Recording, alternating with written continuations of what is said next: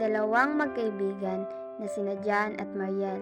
Isang araw, naglalakad ang dalawa papuntang paaralan at nakasanayan na ni Jan na asarin si Mariel at palagi pa niyang sinasabi na bagay sila ng kanilang kaklase.